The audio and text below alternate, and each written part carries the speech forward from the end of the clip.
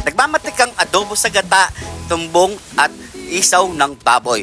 Grabe, itsura pa lang, napakasarap na sa pulutan at pwedeng iulam. Kaya panoorin ang buong video, paano natin ito inuluto. Nyamanakin sakin! Aray ko, pakak! May nabili tayong tag 1 kilong tumbong at isaw ng baboy mga pare ko. At nalinisan na rin natin yan. Siyempre, kailangan na natin palambutin yan sa pressure cooker mga pare ko.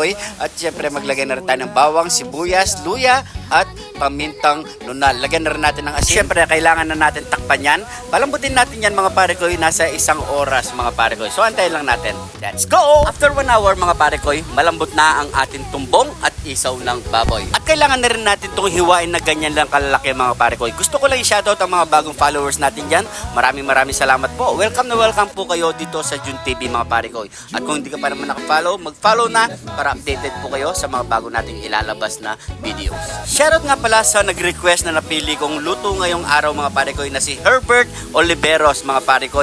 Maraming salamat sa iyo pare ko. Magkisa na tayo ng bawang at sibuyas. Pakahalo lang natin yan hanggat sa lumabas ang kanyang mabangong aroma. At sabay na natin ilagay ang ating tumbong at isaw ng baboy. Pakagisa lang natin yan mga pare ko hanggat sa mag-golden brown at ma-fried siya ng bagya mga pare ko.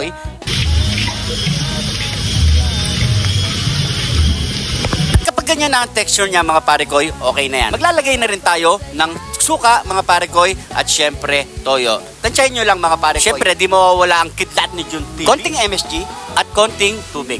At syempre haluin lang muna natin yung mga pare ko. Maglagay na rin tayo ng konting asukal para pambalance. Maglalagay tayo ng onion spring mga pare ko para pampaganda. Antayin lang natin ng 30 minutes mga pare ko. Takpan muna natin yan. After 30 minutes mga pare ko, pag ganyan na yung itsura, pwede na natin ilagay ang ating gata.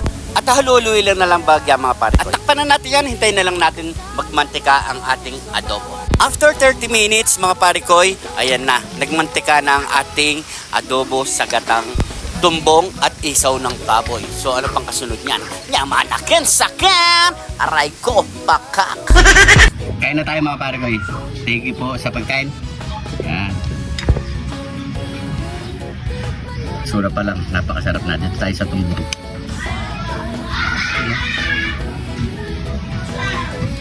Kain po.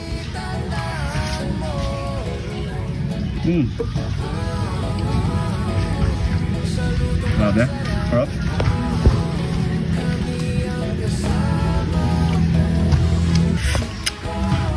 Solid, lalo na sa pulutan. Pwede.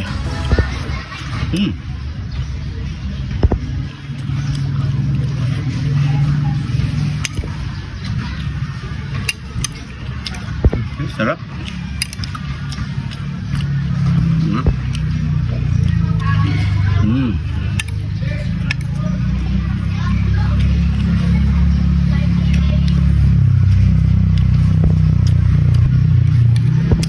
Grabe, matakaw sa kanin.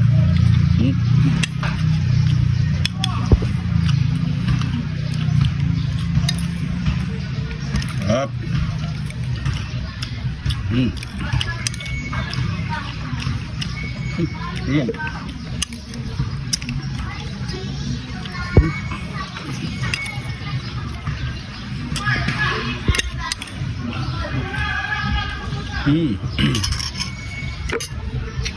Sabi mo lang, malamig na ko.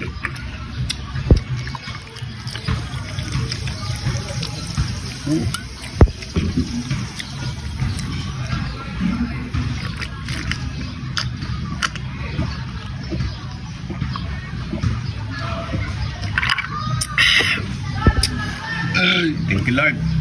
So yan, tuloy pa natin ito. Maraming salamat sa panonood.